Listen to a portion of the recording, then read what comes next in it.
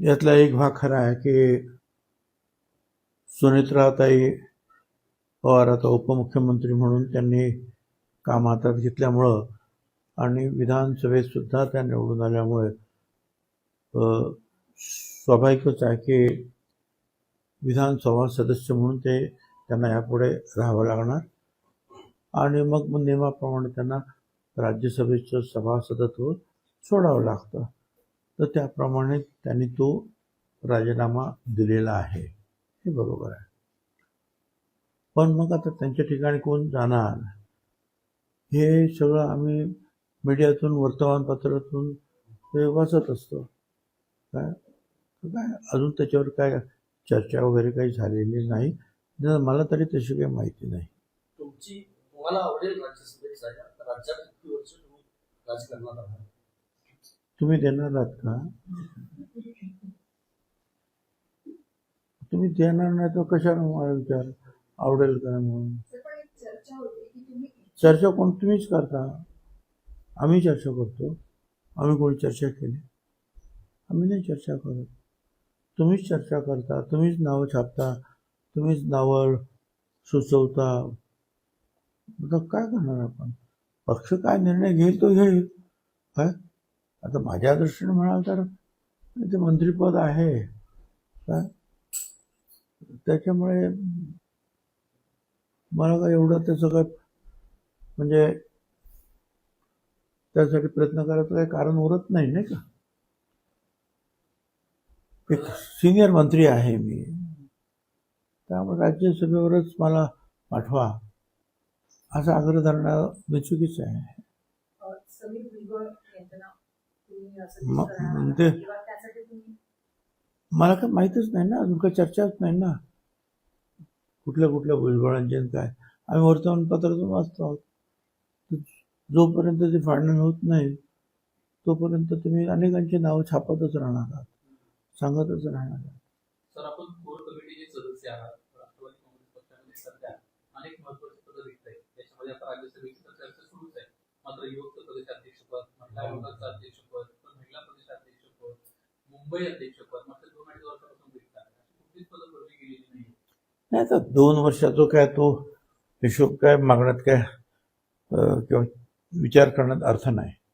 एक आहे की ह्या सुनेत्राताई आल्यापासून नुकतीच त्यांची जी आहे निवडणूक होती, म्हणजे नवीनच त्यांनी कार्यभार हातात घेतला उपमुख्यमंत्री पदाचा आणि निवडणुकीला त्या सामोऱ्या गेल्या.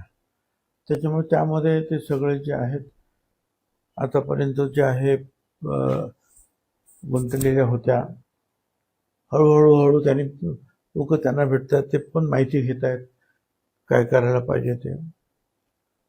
आणि मला असं वाटतं की आता कदाचित या महिनाभरामध्ये अनेक गोष्टीचा निपटारा ते करतील. 2 दिवसांपूर्वी मेघदूत बंगल्यावर समन्वय समितीची बैठक पार पडली होती, अशी एक चर्चा चालू आहे. कुठे? समन्वय समितीची कोणाच्या हो ती जी आहे ना की ते बरोबर आहे. मी तर त्याबद्दल बाईट दिलेला आहे ना. मी बाईट दिला, त्याने सांगितलं ना की महायुतीतले प्रत्येकी 2 मंत्री जे आहेत ते सामील होते.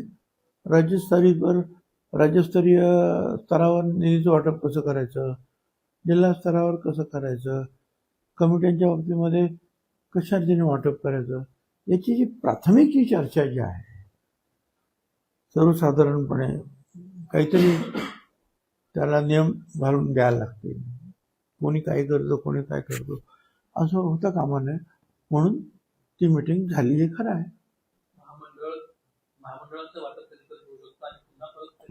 महामंडळाची फक्त यादी आलेली आहे. आता त्या याद्या ज्या आहेत प्रत्येक पक्षाचे जे प्रमुख आहेत त्यांच्याकडे गेलेले आहे. मी पण माझ्याकडे जे काही होतं तिथे ठरलेल्या जे काही गोष्टी होत्या आणि महामंडळाची यादी ती सगळं मी सुनेत्राताईंना उपमुख्यमंत्री त्यांना दिलेलं आहे. आता त्याच्यामध्ये काही सुधारणा असतील त्या सुधारणा त्या सुचवतील किंवा मुख्यमंत्र्यांना वाटलं तर ते सुचवतील, शिंदे साहेबांना वाटलं ते सुचवतील. प्रत्येक पक्षाचे जे प्रमुख आहेत ते सुधारणा सुचवून परत दुसरी मिटिंग पुढच्या मंगळवारी आमचे होईल. त्यावेळेला मग ह्या सगळ्या गोष्टी जे आहे हळूहळू एक एक गोष्टीला अंतिम स्वरूप देण्यात येईल. सर, देशभरात आता पुन्हा एकदा नव्याने जनगणना सुरू झाली आहे. तुम्ही सातत्याने मागणी केलेली होती की खरं तर जातनिहाय जनगणना ही झाली पाहिजे, जेणेकरून समोर जो खरा आकडा आहे तो समोर येईल, अशा पद्धतीची तुम्ही मागणी केली. असं त्यांनी स्पष्ट सांगितलेलं आहे की आताची जी गणना आहे ती घरगणना आहे आणि जातनिहाय जनगणना ते नंतर करणार आहेत. सातत्याने ते बोलतात. किती वेळा त्यांनी बोलायचं दिल्लीच्या लोकांनी, दिल्लीच्या प्रमुखांनी. ते म्हणालेत ना की अगोदर आम्ही घरगणना करतो आहोत, किती घरं आहेत, कोण आहेत, त्या घराची परिस्थिती काय, आणि नंतर आम्ही जातगणना करणार आहोत ते सांगतायत. भंडाऱ्यातल्या ओबीसी संघर्ष समितीने खरं तर इशारा दिलेला आहे. तर ते आता ते असं आहे की ओबीसी हा घटक फार मोठा आहे आणि त्याच्यामध्ये अनेक संस्था आहेत. कोण काय बोलेल. माझी जी माहिती जी आहे ती ही आहे की ही घरगणना आहे आणि ही घरगणना झाल्यानंतर मग जातगणना पुन्हा होणार आहे, अशा रीतीची त्यांची जी आहे मांडणी आहे. विरोधक सातत्याने म्हणतात की सत्ताधारी पक्षाला ही जातनिहाय जनगणना जी आहे ती करायचीच नाही, तर याच्यामध्ये विलंब लावण्याचा त्यांचा सगळा प्रकार आहे.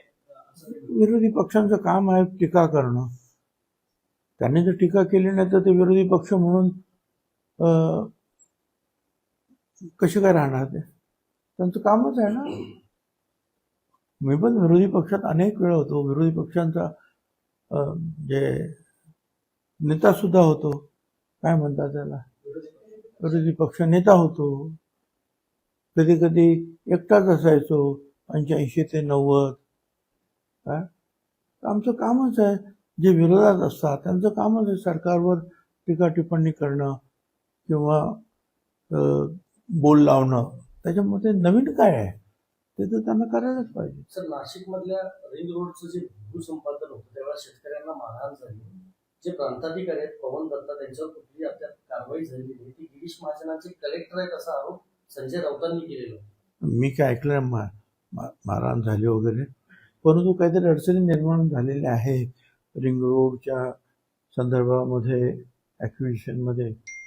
काय असं काहीतरी मी ऐकलेलं आहे. कारण बऱ्याच दिवसात मी काही त्या विषयावर काही चर्चा काही झालेली नाही माझी, कम माहीत नाही मला. नसरापूरच्या प्रकरणामध्ये 4 वर्षाच्या चिमुकलीवरती ज्या पद्धतीत अत्याचार झाले, सगळीकडनं संतप्त प्रतिक्रिया येत आहेत.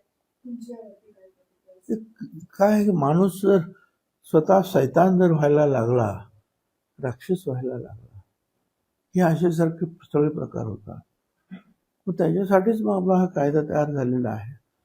आणि हा आपल्या कायद्यानं विलंब जो आहे स्पेशल कोर्टमध्ये जे आहे त्या सगळ्या केसेस चालवून जे आहे फार लवकरात लवकर लोकांचं जे म्हणणं आहे ते लोक एवढे चिडलेले आहे की रस्त्यावर फाशी द्या, काय त्याला फासावर लटकवा, सगळ्यांच्या समोर लटकवा, इथपर्यंत घृणास्पद अशा रीतीचं जे काही काम ही सैतानी मंडळी करत आहे त्याचा क्षोभ लोकांमध्ये खूप मोठ्या प्रमाणावर आहे. कायदा सुद्धा अतिशय तसे कडक झालेले आहेत. आता कोर्ट जे आहे त्याच्या संदर्भामध्ये लवकरात लवकर फास्ट ट्रॅक कोर्टवर ते घेईल आणि अगदी मुख्यमंत्री सुद्धा त्यांनी सुद्धा त्या संदर्भामध्ये अतिशय कडक स्टेटमेंट केलेलं आहे. सगळ्यांनी केलेलं, सुनेत्राताईंनी पण केलेलं आहे, शिंदे साहेबांनी पण केलं. आणि आम्ही जेव्हा बोलतो तेव्हा इतर लोक जसं ऐकतात तसं कोर्टामध्ये काम करणारे जे अधिकारी आहेत, कोर्ट अधिकारी, न्यायाधीश आहेत, ते पण ऐकतात ना. ते पण हा जो पब्लिक आउटक्राय ज्याला आपण म्हणतो आहोत त्यांच्या सुद्धा कानावर जातोच ना.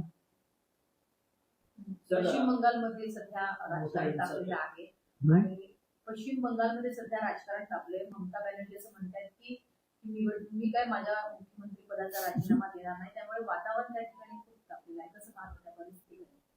आता का मला काय कल्पना नाही. मी आत्ताच कोणाशी तरी चर्चा करत होतो की नक्की कायदा काय सांगतो या बाबतीमध्ये. असं कसं, कारण हे पहिल्यांदाच माझ्या जवळजवळ मला 60 वर्ष झालेत राजकारणामध्ये. तर अशा रीतीनं म्हणजे निवडणूक झाल्यानंतर आणि मेजॉरिटी गेल्यानंतर सगळे मुख्यमंत्री राजीनामा देतात लोकभवनमध्ये जाऊन. आता पहिल्यांदाच ही अशी घटना आहे. त्यामुळे ते काय प्रोज अँड कॉन्स आहेत, त्यातले नियम काय आहेत, त्याचं बघावे लागतील की मग पुढं काय करणार आहे.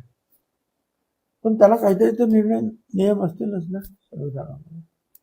पश्चिम बंगालमध्ये हिंसा देखील मोठ्या प्रमाणात वाढताना पाहायला मिळते. भाजप जिंकून आल्यानंतर इथलचे पश्चिम बंगालमधले पुतळे असतील, लेनिनचा पुतळा तिथे तोडला गेला, अनेक जागांची नामांतरण करण्याच्या संदर्भातले तिथे आंदोलन आता सध्या भाजपच्या कार्यकर्त्यांकडनं होतात आहेत. शुभेंदू अधिकारी यांचे स्वीय सहाय्यक असलेली त्यांची गोळी झाडून हत्या होते. या सगळ्या हिंसाचाराच्या गोष्टींना कशा पद्धतीने आता मी एवढं सांगणार की बाबा ठीक आहे, निवडणूक झाली आणि आम जनतेला त्रास होणार नाही अशा पद्धतीनं सगळ्यांनी आपण वागलं पाहिजे. प्रत्येक राजकीय पक्षाने एवढंच मी सांगू शकतो. तमिळनाडूचे राज्यपाल आहेत राजेंद्र आर्लेकर, त्यांनी खरं तर टीव्हीके पक्षाचं सगळ्यात आता मोठं बहुमत तमिळनाडूमध्ये आलेलं आहे आणि सत्ता स्थापनेचं निमंत्रण देखील राज्यपालांकडनं टीव्हीके पक्षाला देण्यात आलं. परंतु राज्यपाल राजेंद्र आर्लेकर यांच्याकडनं टीव्हीकेचे जे नेते आहेत विजय थलपती, त्यांना मात्र सांगण्यात आलंय की बहुमताचा पुरावा द्या, अशा पद्धतीची मागणी राज्यपालांकडनं करण्यात आलेली आहे. ही कशी घटना बघता, कारण की बहुमत हे पटलावरती सिद्ध करायचं असतं, परंतु राज्यपालांनी पुरावा मागितला बहुमताचा. नाही की कुठल्याही राज्यपालाच्या विरुद्ध मंत्रिमंडळात कुठल्याही मंत्रिमंडळात असलेलं एखादं सदस्य मी कशा त्याने कॉमेंट करू शकतो.